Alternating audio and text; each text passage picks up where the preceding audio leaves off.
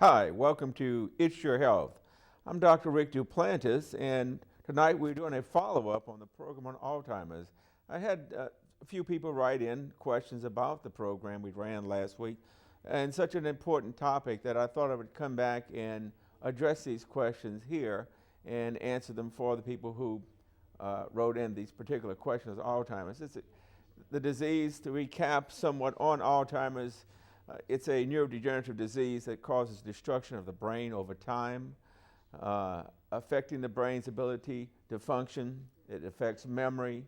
It affects executive function, which is judgment, reasoning, and abstract thinking, balancing your checkbook, and even affects motor coordination as well as the disease progresses.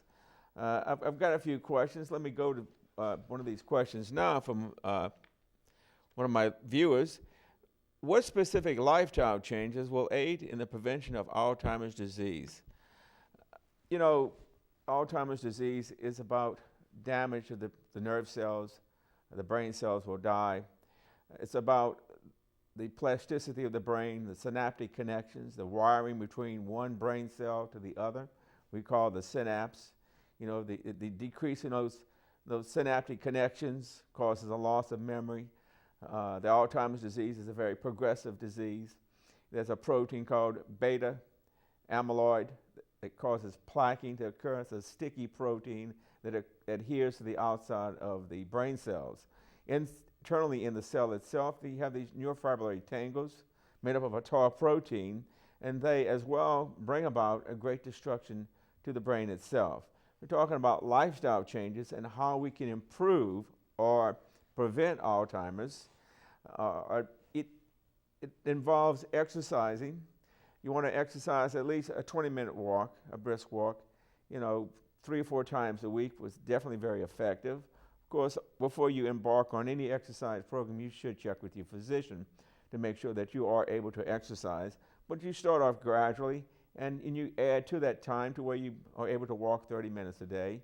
There are other forms of exercise, such as swimming, if you don't like to walk. There's swimming, there's bike riding, there's a number of things that you can do. Stationary bike inside will work well as well on exercise, as long as it's of aerobic nature. They find that aerobic exercise, more so than actually weight training, will allow someone to sharpen their brain, to increase these synaptic connections and make them stronger and make them more dense. In other words, more synaptic connections taking place in the brain. And this would improve the memory capacity of that individual and their thinking, the sharpness of their thinking as well, and their recall. And so the exercise definitely produces a compound called nerve growth factor.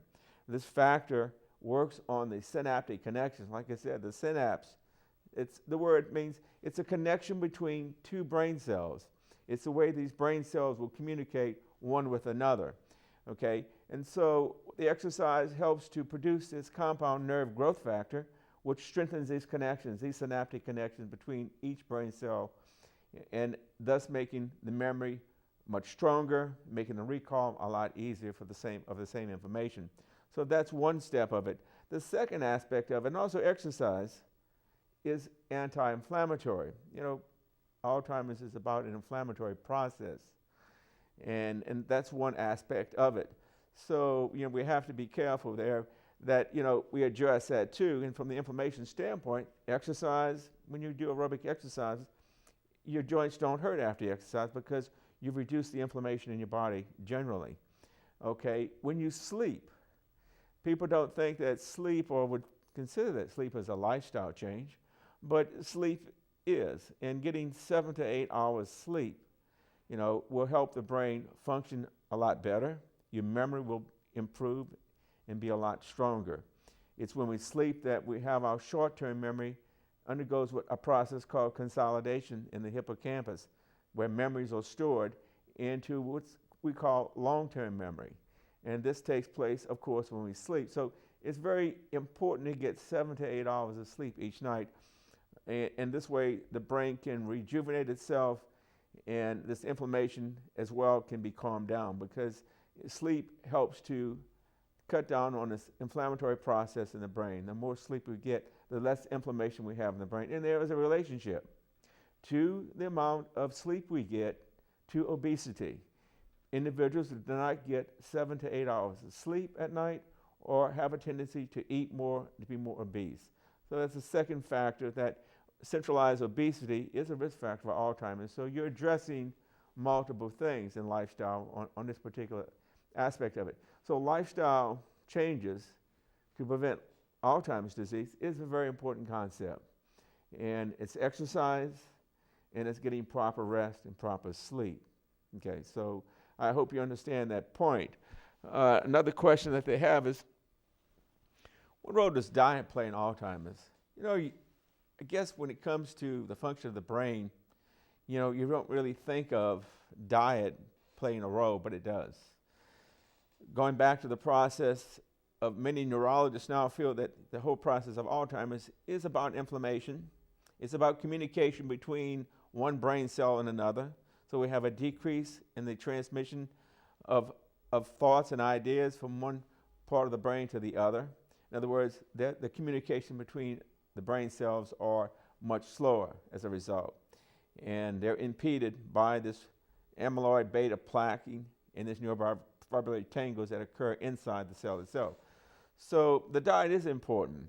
They found that processed foods tend to lend themselves to be more inflammatory, not only in the brain, but throughout the body as well, even in the joints. So anything that you can do to curb inflammation, now from a dietary standpoint, we're talking about, you know, decreasing processed foods, you know, stopping processed foods, maybe cutting down in your carbohydrates. There's a lot of work out by a neurologist by the name of David Perlmutter.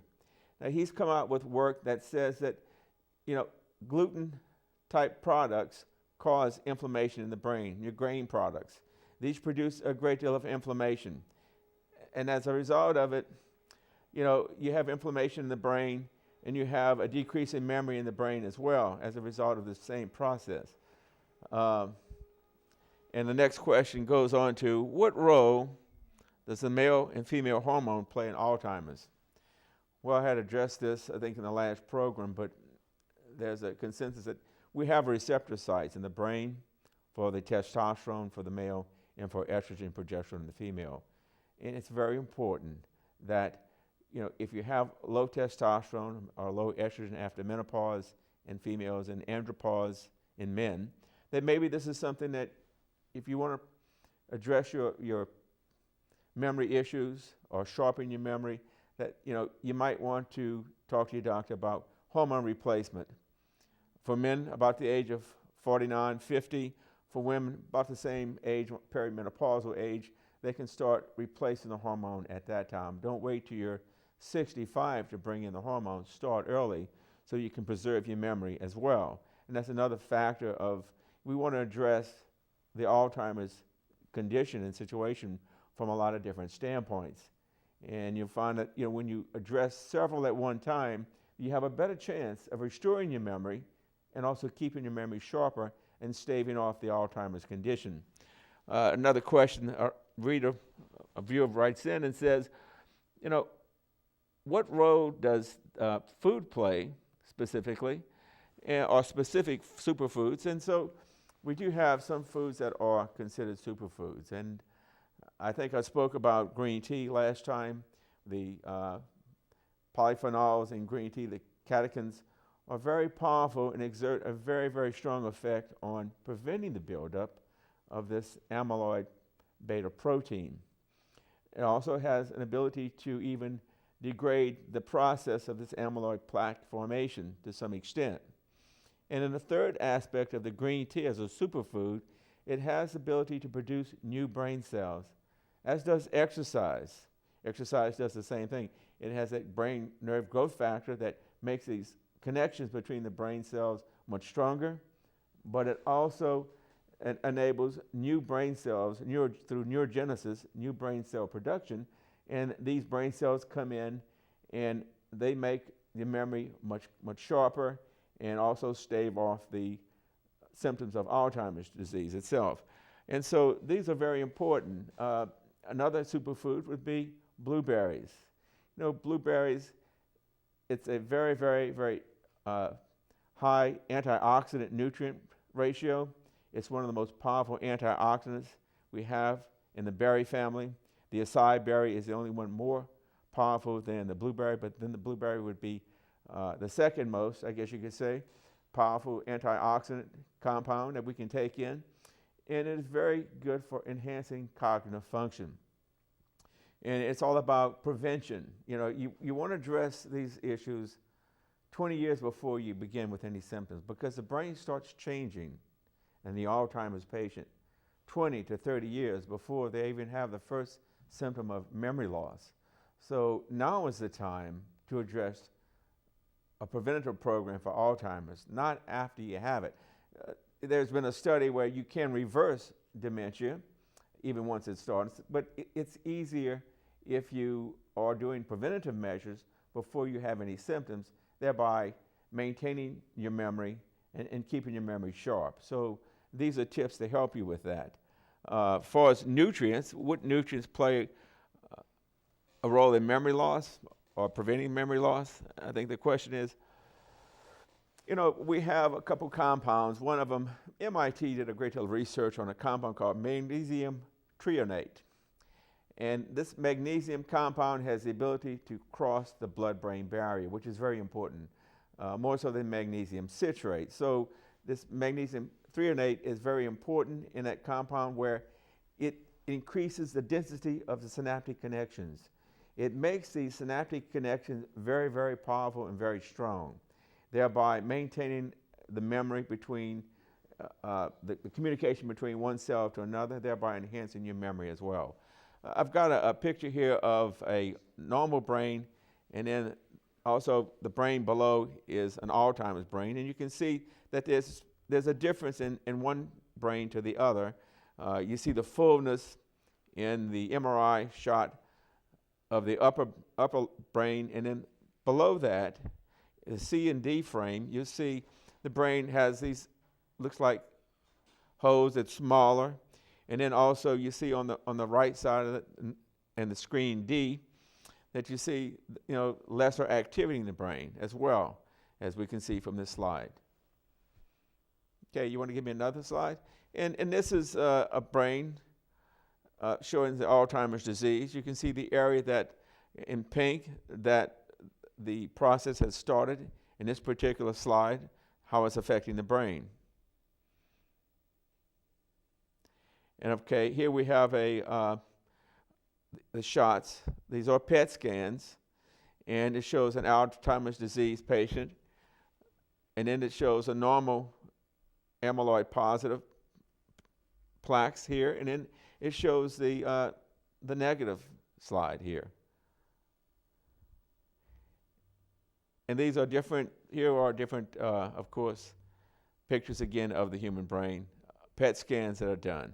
And here, this is an excellent scan here.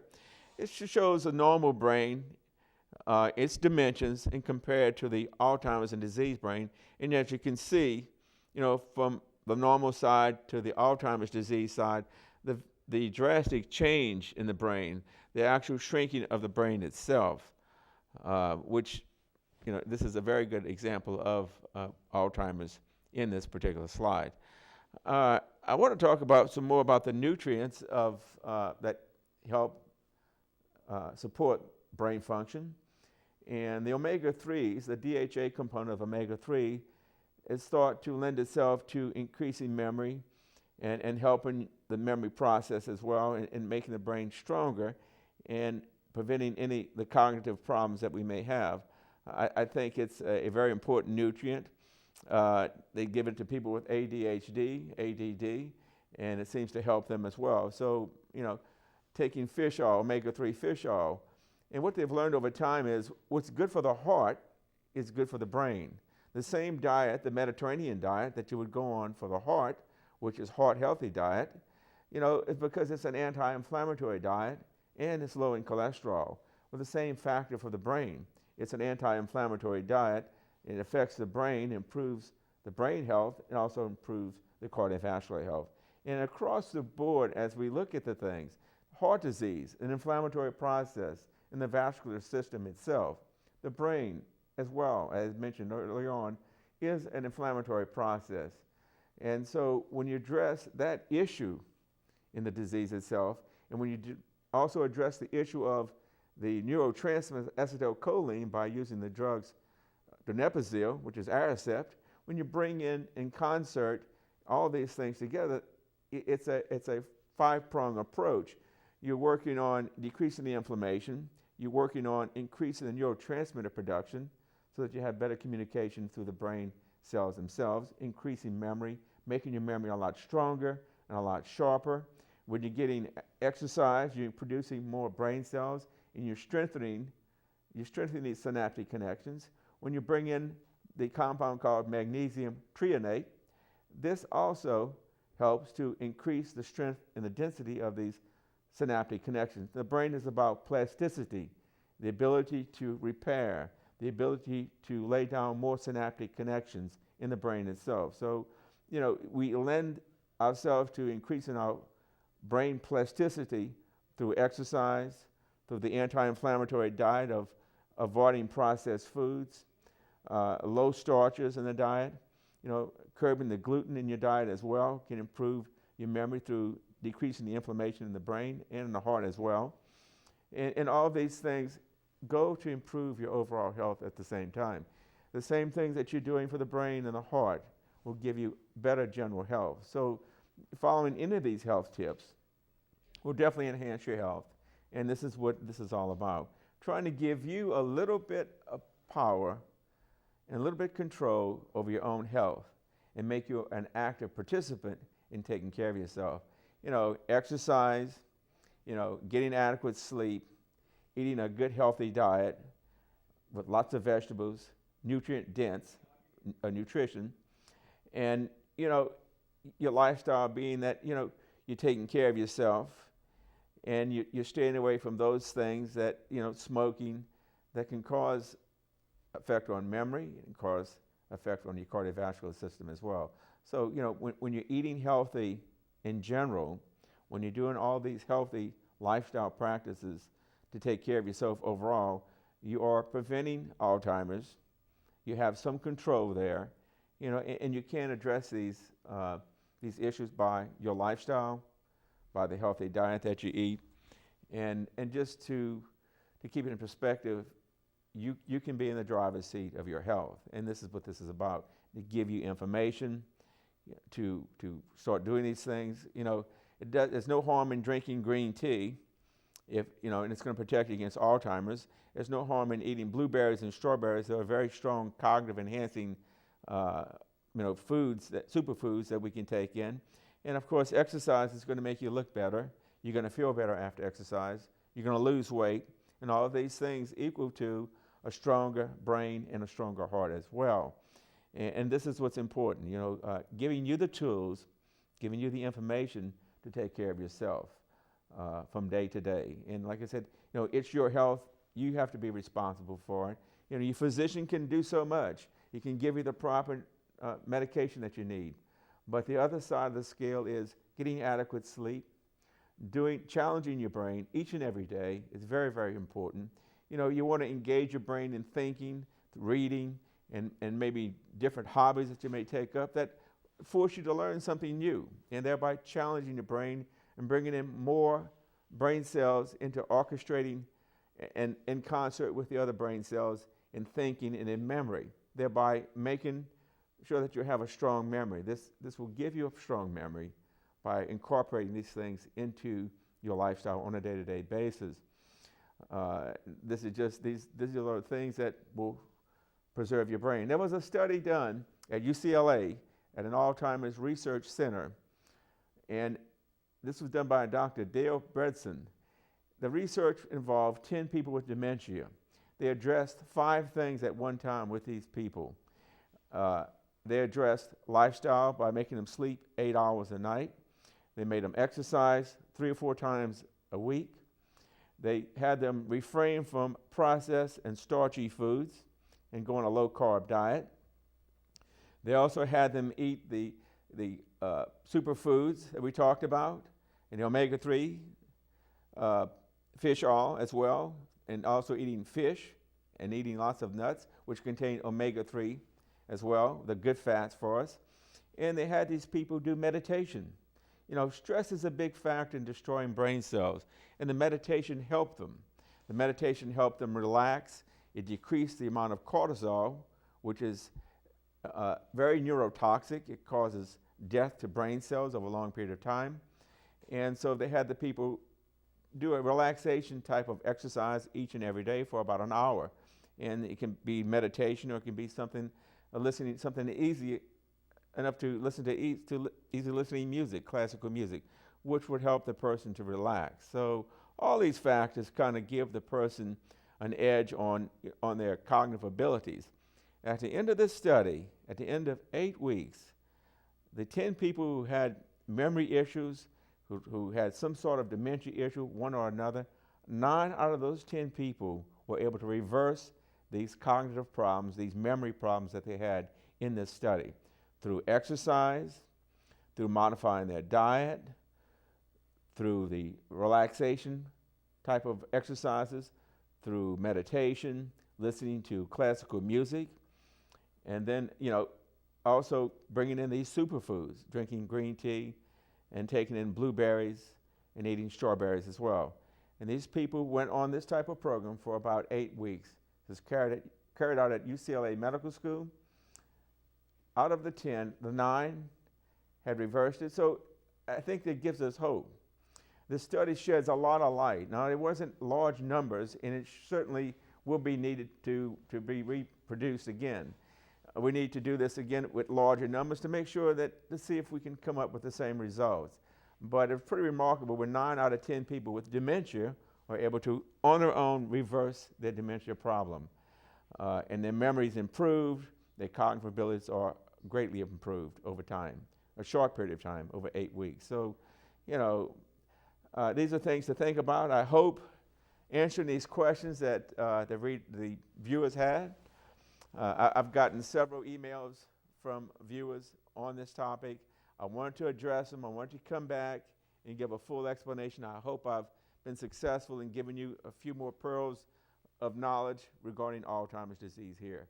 I'm Dr. Rick Duplantis, and I want to wish you the best of health this new year that we're in.